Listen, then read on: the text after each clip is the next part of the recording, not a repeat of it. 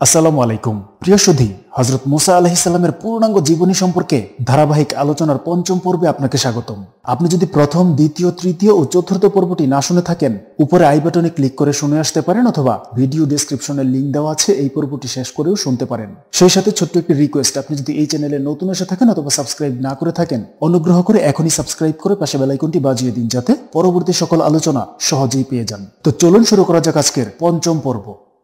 পুনর্জীবন লাভ করে বনি ইসরায়েল প্রতিনিধি দলের 70 সদস্যের সবাই হযরত মুসা আলাইহিস সালামের সাথে স্ব-সম্প্রদায়ের মাঝে ফিরে আসে।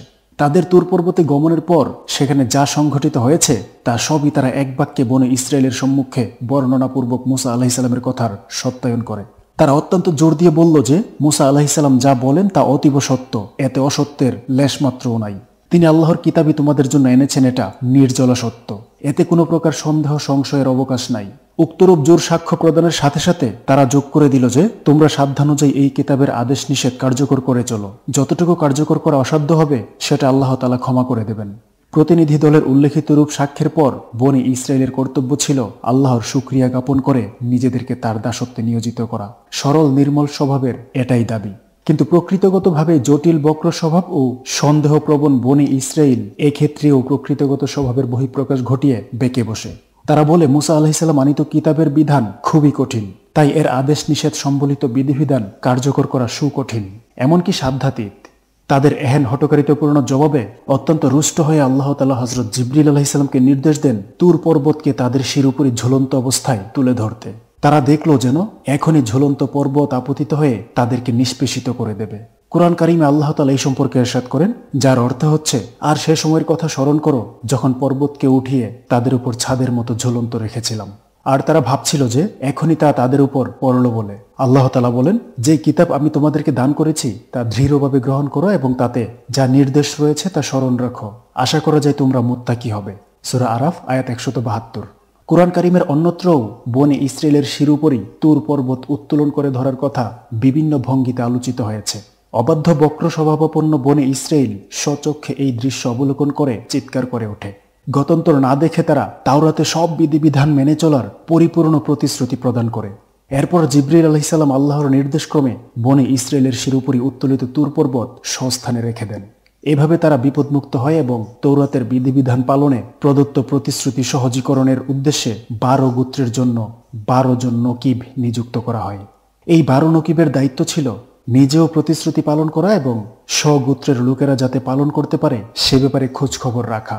বনে ইসরায়েলের 12 গোত্রের জন্য 12 জন নকিব নিয়োগ এবং প্রদত্ত প্রতিশ্রুতি আন্তরিকভাবে পালন করলে আল্লাহর সাহায্যের কথাও এই সাথে ঘোষিত হয়। 12 নকিব নিযুক্তির পর তাদের উপর অর্পিত দায়িত্ব পালনে সাহায্য সহযোগিতার সুসংবাদও আল্লাহ প্রদান করেন। তাদেরকে এও জানিয়ে দেন যে আমি তোমাদের থেকে দূরে নই, সর্বদা তোমাদের সাথেই অবস্থান করি। আমি তোমাদের অন্তর্যামী, তোমাদের মনের গহীন কোণে লুকায়িত ইচ্ছা, বাসনা এবং চিন্তাধারা সম্পর্কেও আমি পূর্ণ ওয়াকিবহাল। তাই আমার সাথে প্রদত্ত প্রতিশ্রুতির বিপরীত কাজ করে আমার কবল থেকে ছাড় পাবার তোমাদের কোনো পথ নাই। অতঃপর আল্লাহ তাআলা তাদেরকে বিশেষ কিছু নির্দেশ কার্যকরকরণের নির্দেশ প্রদান করেন, যেগুলো তাদের প্রতিশ্রুতি পালনের প্রমাণ হিসেবে বিবেচ্য হবে। বনে ইসরায়েল থেকে প্রতিশ্রুতি গ্রহণ, তাদের 12 গোত্রের জন্য 12 নকিব নিয়োগ এবং প্রতিশ্রুতি পালনের প্রমাণস্বরূপ নির্দেশিত কার্যাবলীর বর্ণনা প্রদান করে আল্লাহ তাআলা কুরআন মাজিদে ইরশাদ করেন, আর আল্লাহ বনে ইসরায়েলদের থেকে প্রতিশ্রুতি নিয়েছিলেন এবং আমি তাদের মধ্য থেকে 12 জন নকিব দলপতি নিযুক্ত করে দিয়েছিলাম। এবং আল্লাহ বলেছিলেন, আমি তোমাদের সঙ্গেই রয়েছি যদি তোমরা নামাজ প্রতিষ্ঠা ও জাকাত প্রদান করতে থাকো এবং আমার রাসূলদের প্রতি ঈমান আনয়ন ও তাদের সাহায্য করতে থাকো এবং আল্লাহকে উত্তম কার্য প্রদান করতে থাকো। তবে অবশ্যই তোমাদেরকে এমন জান্নাত সমূহে প্রবেশ করাবো যার তলদেশে নহর সমূহ বহমান থাকবে। অতএব যে এরপরেও কুফরি করবে সে সোজা পথ হতে দূরে গিয়ে পড়বে। অতঃপর আল্লাহ তাআলা তাদের বিভিন্ন প্রতিশ্রুতি ভঙ্গকরণ, অবাঞ্ছিত কাজ এবং কথাবার্তা সত্ত্বেও তাদের প্রতি বিভিন্ন সময়ে কৃত করুণা সম্পর্কে স্মরণ করিয়ে ঘোষণা করলেন, অতঃপর তোমরা ফিরে গেলে সেই প্রতিশ্রুতি প্রদানের পরেও তখন যদি তোমাদের প্রতি আল্লাহর অনুগ্রহ রহমত না হতো তবে অতি অবশ্যই তোমরা ক্ষতিগ্রস্ত হতে। ফেরাউন সৈন্য সামন্ত ও দলবল সহ লোহিত সাগরে নিমজ্জিত হয়ে ধরাপৃষ্ঠ থেকে নিশ্চিহ্ন হবার পর আল্লাহ তাআলা বনি ইসরায়েলকে পবিত্র ভূমির অধিকারী করবেন বলে ওহী মারফত হযরত মুসা আলাইহিস সালামকে অঙ্গীকার প্রদান করেন। আল্লাহ তাআলা জানিয়ে দিলেন যে পবিত্র ভূমির অধিকার ও কর্তৃত্ব লাভের উদ্দেশ্যে জেহাদে অবতীর্ণ হলে তিনি তাদেরকে বিজয়ী করবেন এবং পবিত্র ভূমির উপর তাদের অধিকার প্রতিষ্ঠিত হবে। পবিত্র ভূমি বলতে কোনো এলাকা বোঝানো হয়েছে। এই সম্পর্কে তাফসির বেত্তা মনীষীদের মাঝে বিস্তর মতভেদ রয়েছে। তাফসির বেত্তাদের কেউ কেউ বলেন পবিত্র ভূমি বলতে বাইতুল মুকাদ্দাস এলাকা উদ্দেশ্য করা হয়েছে। কারো কারো মতে আরিখা নামক বিস্তৃত এলাকাকেই পবিত্র ভূমি বলা হয়েছে। আরিখা বাইতুল মুকাদ্দাস ও জর্দানের মধ্যবর্তী এক সবুজ শস্য শ্যামল এলাকার নাম। কোনো কোনো বর্ণনা থেকে উপলব্ধি হয় যে আরিখা এলাকা 1000 অংশে বিভক্ত ছিল। এর প্রতিটি অংশেই বাগবাগিচা ছিল। কোনো কোনো বর্ণনা থেকে দামেস্ক ও ফিলিস্তিন পবিত্র ভূমি বলে বোঝা যায়। আরেক বর্ণনা দ্বারা জর্দানি পবিত্র ভূমি বলে বোঝা যায়। তাফসিরবিদ কাতাদা রহমাতুল্লাহি আলাইহির মতে পবিত্র ভূমি বলে তৎকালীন সিরিয়ার সমগ্র এলাকাকেই উদ্দেশ্য করা হয়েছে। এই এলাকাই কোরআনে উল্লেখিত পবিত্র ভূমি। হযরত কাব আহবার রহমাতুল্লাহি আলাইহি সূত্রে বর্ণিত আছে, তিনি বলেন, আমি আল্লাহর কিতাবে দেখেছি শামের সিরিয়া সমগ্র এলাকা আল্লাহর এক বিশেষ ভান্ডার। আরেক বর্ণনায় আছে হযরত ইব্রাহিম খলিলুল্লাহ আলাইহিস সালাম একদিন লেবাননের এক পাহাড় উপরে আরোহণ করলে আল্লাহ তাআলা তাকে বললেন, হে ইব্রাহিম, আপনি এখান থেকে চতুর্দিকে দৃষ্টি করুন, আপনার দৃষ্টিসীমা পর্যন্ত এলাকাকে আমি পবিত্র ভূমি করে দিব। তাফসিরবিদ মনীষীদের উল্লেখিত অভিমত সমূহের আলোকে বোঝা যায় পবিত্র ভূমি বলে সেকালের সমগ্র শাম সিরিয়া এলাকাকেই বোঝানো হয়েছে। দামেস্ক, ফিলিস্তিন, জর্দান, লেবানন এবং বর্তমান সিরিয়ার সমগ্র এলাকাই কুরআন বর্ণিত পবিত্র ভূমির অন্তর্ভুক্ত। সেকালে সিরিয়া এলাকায় সমসাময়িক কালের সেরা যোদ্ধা মানব গোষ্ঠী আমালেকা সম্প্রদায় বসবাস করত। এখানকার রাজত্ব, শাসন, কর্তৃত্ব সবই আমালেকা সম্প্রদায়ের করায়ত্তে ছিল। আমালেকা পূর্বতন আদ সম্প্রদায়ের একটি শাখা গোত্র। আদ বংশসম্ভূত লোকেরা দীর্ঘদেহী এবং অসাধারণ শক্তিমত্তার অধিকারী ছিল। তাদের দৈহিক দীর্ঘতা এবং অসাধারণ শক্তিমত্তা এক বিস্ময়কর বিষয়। সেহেতু তাদের পরবর্তী বংশধর আমালেকা সম্প্রদায়ের লোকেরাও উত্তরাধিকার সূত্রে অসাধারণ দৈহিক দীর্ঘতা এবং শক্তিমত্তার অধিকারী ছিল।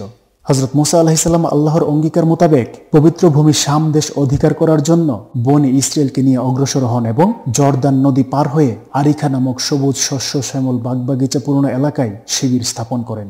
এখানে শিবির স্থাপন করে আমালেকা সম্প্রদায়ের সাথে সম্মুখ জেহাদে অবতরণের আগে তাদের সমগ্র তথ্য সংগ্রহ করা জরুরি মনে করেন। পূর্বাহ্নেই আমালেকাদের তথ্য সংগ্রহ করা জরুরি ভাবার কারণ হচ্ছে তিনি এমন এক সম্প্রদায়কে সঙ্গে করে সমকালীন বিশ্বের সেরা যোদ্ধা সম্প্রদায় আমালেকাদের বিরুদ্ধে জেহাদে অবতীর্ণ হতে যাচ্ছেন, যারা কয়েক শতাব্দী ব্যাপী ফেরাউন সম্প্রদায়ের দাসত্বের জীবনযাপন করে একেবারেই শক্তি সাহস হারা হয়ে পড়েছে। নৈতিক বল সাহস বলতে কোনো পদার্থই এখন তাদের মাঝে অবশিষ্ট নাই। সব কাজে ভীরুতাজনিত অক্ষমতা প্রকাশ এবং সন্দেহ প্রবণতা তাদের এক অচ্ছেদ্য বৈশিষ্ট্য হয়ে পড়েছে। তাদের মাঝে প্রকট আস্থার সংকট বিরাজিত। ফেরাউনের সদল বলে লোহিত সাগরে নিমজ্জনের পর থেকেই হযরত মুসা আলাইহিস সালাম পদে পদে বনি ইসরায়েলের এসব নৈতিক দুর্বলতা প্রত্যক্ষ করে আসছেন। সর্বোপরি এটি গোলাম মানব সম্প্রদায়ের জীবনে যেমন নৈতিক দুর্বলতা জন্ম নেয়, তার কোনোটাই বনি ইসরায়েলের মাঝে অনুপস্থিত ছিল না। কাজে শৌর্য বীর্যহারা নৈতিক সাহসশূন্য একটি মানব সম্প্রদায়ের উপর সর্বতোভাবে নির্ভর করা খুবই কঠিন ব্যাপার। বিশেষত সমকালীন বিশ্বের সেরা যোদ্ধা মানব গোষ্ঠীর বিরুদ্ধে জেহাদে অবতীর্ণ হবার বিষয়ে এমনতর ভাবনা আরও বেশি করেই ভাবা দরকার। সুতরাং পূর্বাহ্নে আমালেকা সম্প্রদায় সম্পর্কে পূর্ণ তথ্য সংগ্রহ করা গেলে কৌশলে বনি ইসরায়েলকে কাজে লাগানো বহুলাংশে সহজ হবে। অতএব উল্লিখিত চিন্তাধারা থেকে হযরত মুসা আলাইহিস সালাম আমালেকা সম্প্রদায় সম্পর্কিত প্রয়োজনীয় তথ্য সংগ্রহের জন্য বনি ইসরায়েলের 12 গোত্রের গোত্রীয় প্রধানকে গুপ্তচর হিসাবে আমালেকাদের আবাসভূমি শাম এলাকায় প্রেরণের সিদ্ধান্ত গ্রহণ করেন।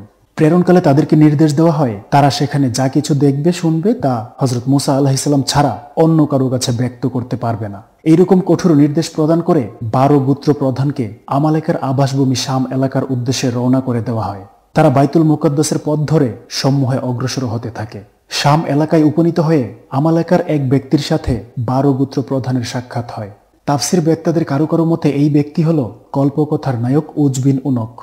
উনকের সাথে সাক্ষাৎ হওয়ার পর সে 12 গোত্র প্রধানের কথাবার্তায় বুঝে ফেলল যে এরা আমালেকা সম্প্রদায়ের সাথে যুদ্ধ করার লক্ষ্যে তথ্য সংগ্রহে এসেছে। এটা বুঝতে পেরে সে একাই এই 12 জনকে বন্দী করে তাদের বাদশাহের দরবারে হাজির করে। সে বাদশার উদ্দেশ্যে বলল, এরা আমাদের সাথে যুদ্ধ করার মানুষে এসেছে। তৎক্ষণাৎ তাদেরকে জেলে পাঠিয়ে দিয়ে তাদের সম্পর্কে কি কার্যকর ব্যবস্থা অবলম্বন করা যেতে পারে তা নিয়ে পরামর্শ পরিষদ জরুরি অধিবেশনে বসে। তাদের কেউ কেউ এই 12 জনকে মুক্তিদানের পক্ষে অভিমত ব্যক্ত করে। দীর্ঘ আলোচনা শেষে আমালেকার জেলে বন্দী বনি ইসরায়েলি গোত্র প্রধানদেরকে মুক্তি দেবার সিদ্ধান্ত গৃহীত হয়।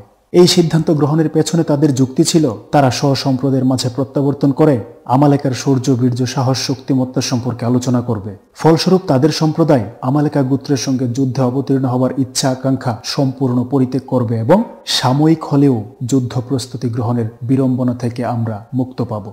অবশেষে তারা বনি ইসরায়েলি 12 গোত্র প্রধানকে জেল থেকে মুক্ত করে দিলে তারা আরিখাই প্রত্যাবর্তন করে। উজ বিন উনক হযরত মুসা আলাইহিসসালামের সময়কালে আমালেকা বংশসম্ভূত এক অসম শক্তিশালী প্রকাণ্ড দেহের অধিকারী ব্যক্তি। উনক উজের পিতার নাম। প্রসিদ্ধ 2টি অভিধান গ্রন্থ মুনতাহাবুল লুগাত ও গিয়াসুল লুগাতে তার নাম বলা হয়েছে উক। এই অভিধান সংকলকদ্বয় প্রচলিত উনক বহুল প্রচলিত ভুল বলে মন্তব্য করেছেন, যা বহু শতাব্দী ধরে লোকমুখে কথিত হয়ে আসছে। এই আলোচনায় সেই বহুল প্রচলিত ভুল উনকই উল্লেখ করা হয়েছে। আসলে উজের পিতার নাম উক। তার কিংবদন্তি তুল্য দেহাবয়ব ও ব্যক্তি সত্তাকে আশ্রয় করে তার সম্পর্কে এমন ঐন্দ্রজালিক ধূম্রজাল সৃষ্টি হয়েছে, যাতে সত্য মিথ্যা নির্ণয় করা বড়ই সুকঠিন হয়ে পড়েছে। উজ বিন উনক সম্পর্কে সৃষ্ট এই প্রচলিত যাবতীয় কিংবদন্তি এবং ধূম্রজালের ভিত্তিমূল হল ইহুদিদের বর্ণনা, যার 16 করাই কানা, যাতে সত্যের লেশমাত্রও খোঁজা কল্পবিলাস মাত্র এবং স্বাভাবিক মানবীয় বিবেক বুদ্ধিও তা গ্রহণ করতে প্রস্তুত নয়।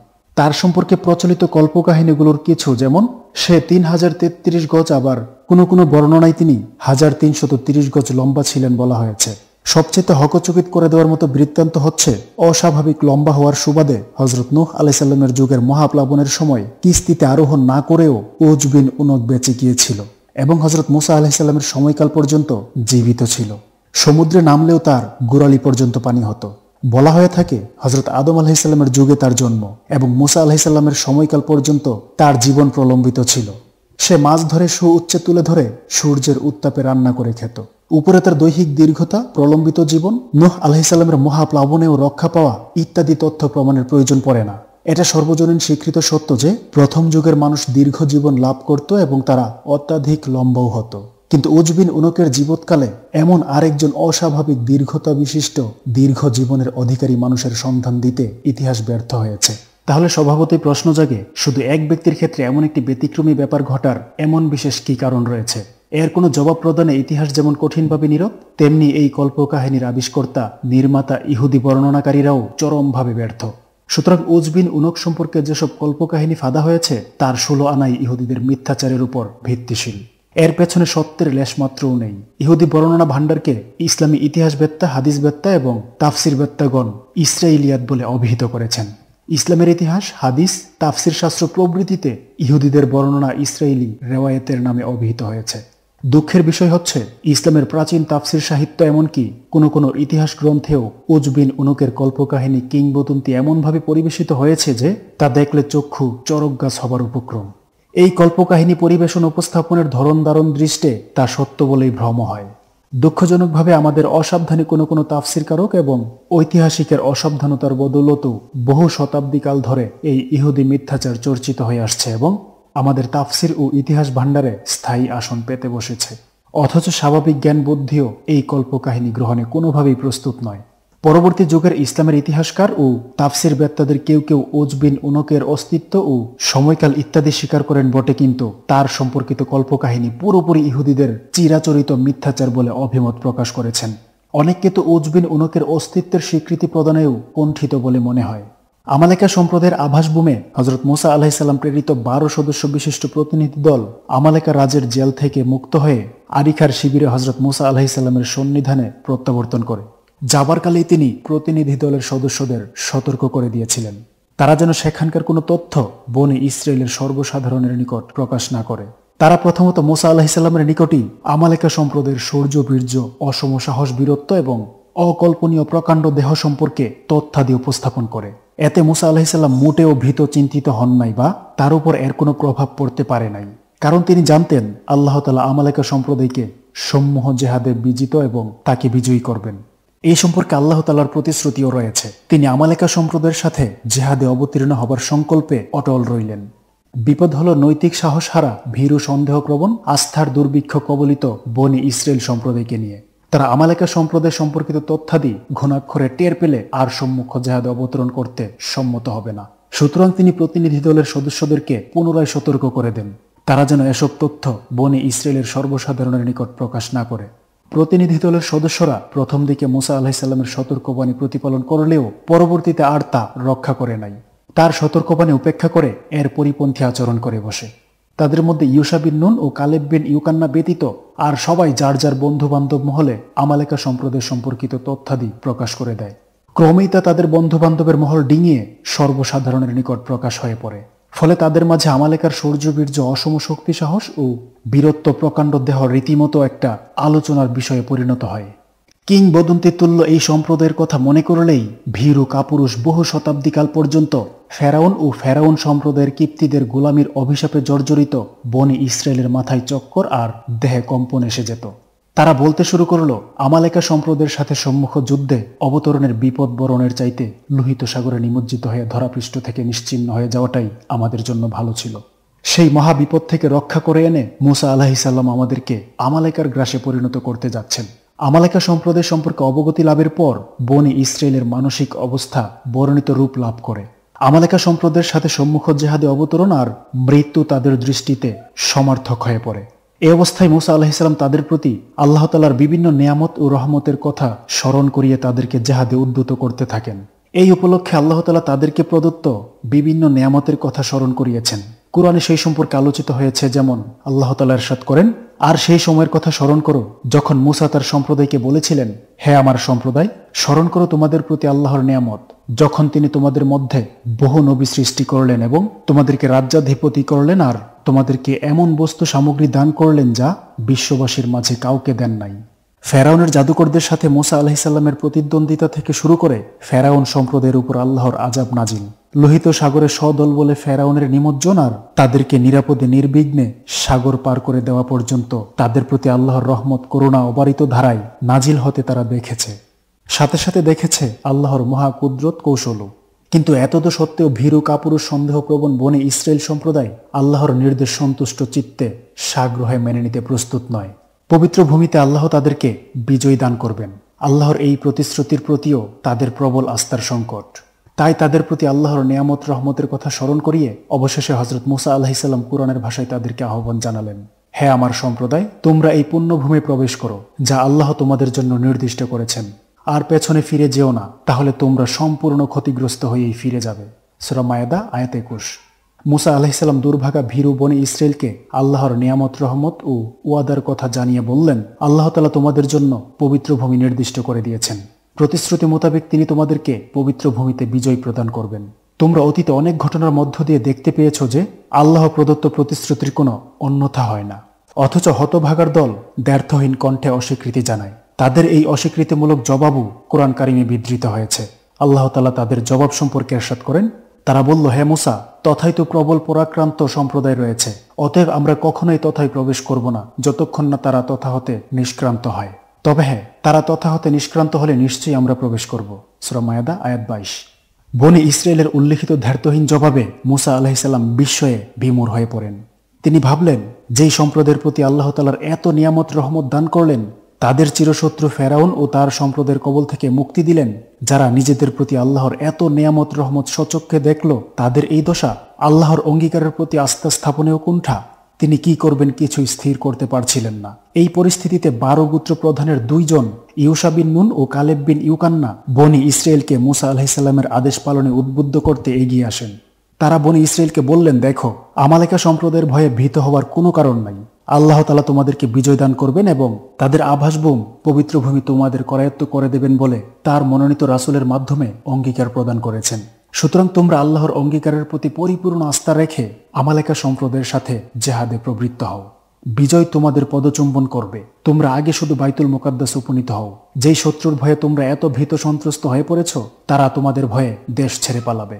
অতএব তোমরা আস্থার সংকটে ভোগো না। হযরত মুসা আলাইহিসসালামের আহ্বানে সাড়া দিয়ে জেহাদে বের হও। ইউশা ইবনে নুন ও কালেব বিন ইউকান্নার এই উদ্বুদ্ধকরণ এবং সাহস বর্ধনমূলক আলোচনা পবিত্র কোরআনে উক্ত হয়েছে। আল্লাহ তাআলা এই 2 জনের উদ্বুদ্ধকরণ ও সাহস প্রদান সম্পর্কে ইরশাদ করেন, সেই 2 ব্যক্তি যারা আল্লাহকে ভয় করত, যাদের প্রতি আল্লাহ করুণা করেছিলেন, বলল, তোমরা তাদের নগরের দ্বারদেশে প্রবেশ করো। অনন্তর যখনই তোমরা দ্বারদেশে প্রবেশ করবে, তখনই বিজয়ী হবে। আর আল্লাহর প্রতি ভরসা করো যদি তোমরা ঈমানদার হও। সূরা মায়েদা আয়াত 23। মুসা আলাইহিসসালামের আদেশ, উপদেশ, অভয়দান, আল্লাহর অঙ্গীকারের উল্লেখ, তাদের 2 গোত্র প্রধানের উপদেশ ও অভয়দান কিছুই কাজে আসে নাই। তারা কোরআনের ভাষায় রৌরভাবে নিজেদের অস্বীকৃতি জ্ঞাপন করে মুসা আলাইহিসসালামের উদ্দেশ্যে উচ্চারণ করল। তারা বলল, হে মুসা, নিশ্চয়ই কখনো আমরা তথায় প্রবেশ করব না যতক্ষণ তারা তথায় বর্তমান থাকে।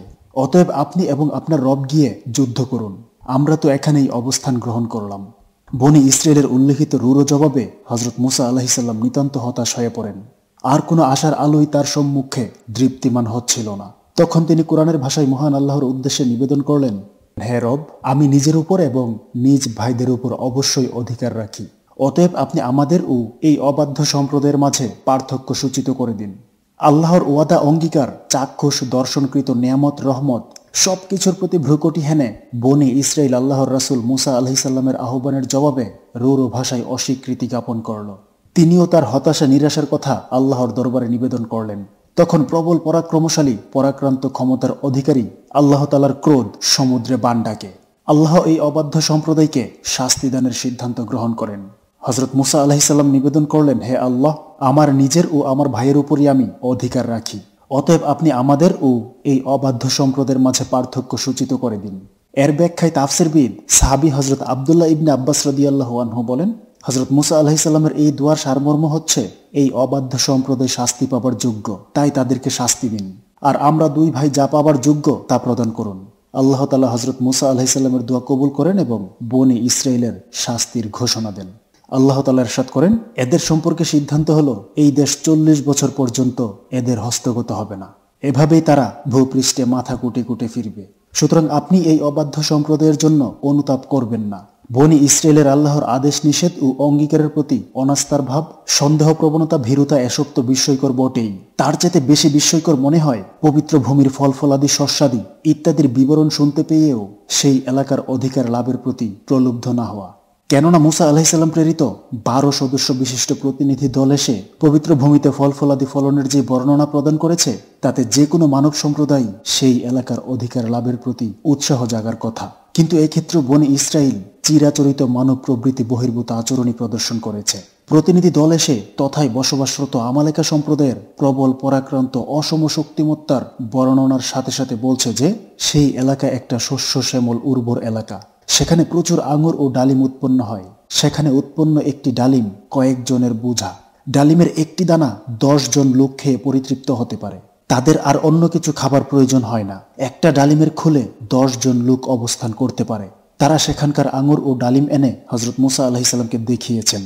অথচ এমন একটি শস্য শ্যামল উর্বর ভূমির উপর অধিকার প্রদানে আল্লাহ তাআলার অঙ্গীকার সত্ত্বেও বনি ইসরাইল তাদের স্বভাবজাত বক্রতা, অবাধ্যতার জন্য আল্লাহ ও রাসূলের নির্দেশ পালনে অস্বীকৃতি জ্ঞাপন করে। আর আল্লাহ তাআলাও তাদেরকে এই অবাধ্যতার শাস্তিস্বরূপ 40 বছর পর্যন্ত তিহ প্রান্তরে বন্দী করে রাখেন। সম্মানিত সুধী, হযরত মুসা আলাইহিসসালামের পূর্ণাঙ্গ জীবনের 6ষ্ঠ পর্বের আমন্ত্রণ জানিয়ে 5ম পর্ব থেকে এখানে বিদায় নিচ্ছি।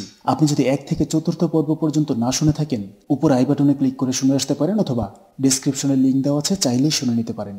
আমি ইসলামের ইতিহাস আর ঐতিহ্যগুলো জানতে এবং আপনাদেরকে জানাতে পছন্দ করি এবং চেষ্টা করি যতটুকু সম্ভব রেফারেন্স সহ আপনাদের সামনে তুলে ধরতে। তারপরেও আমার মধ্যে ভুল ত্রুটি থাকতেই পারে। বড় ধরনের কোনো ভুল যদি আপনার দৃষ্টিগোচর হয়, অনুগ্রহ করে কমেন্টের মাধ্যমে শুধরে দিলে কৃতজ্ঞ থাকব। আর ছোটখাটো ভুলগুলোকে ক্ষমার সুন্দর দৃষ্টিতে দেখলে অনুপ্রাণিত হব।